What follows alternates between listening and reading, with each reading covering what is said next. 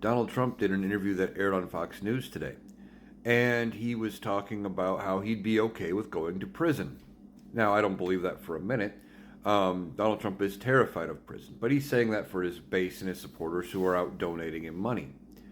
They're giving him the last of their money. I've heard differing things. Some commenters are saying they know people who've maxed out every one of their credit cards right after the guilty verdict to give him everything they could. Just weird stuff. But Donald Trump says he's okay with going to prison. Like I said, don't believe it. He is scheduled to be sentenced July 11th in front of Judge Marchand. And then he talked about an interview with one of his attorneys where his attorney said, that they really don't want him to go to prison. And Donald Trump says, well, you don't beg for anything.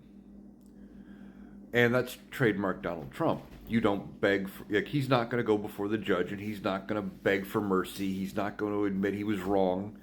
And he's going to try to be defiant in whatever sentence they give him. It's all just going to give him more reason for Judge Marchand to actually give him jail time. And then he went on to say stuff like it was going to be bad for the country. I think there's going to come a point when the people won't take it. There's going to come a breaking point.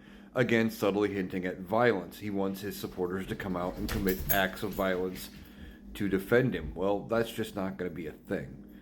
Some of the most violent ones are already in prison for January 6th, or they've done prison time for January 6th for Donald Trump and never got a pardon when he had time that he could have done it.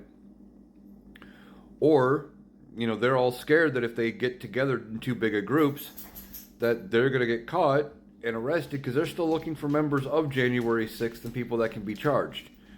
So I don't think there's going to be any violence. But Donald Trump is trying anything. He's desperate to do anything to stay out of prison, even by lying to his supporters and saying he's okay with it, but then subtly hinting that, there could be violence about it, hoping that they'd try something to keep him out of jail.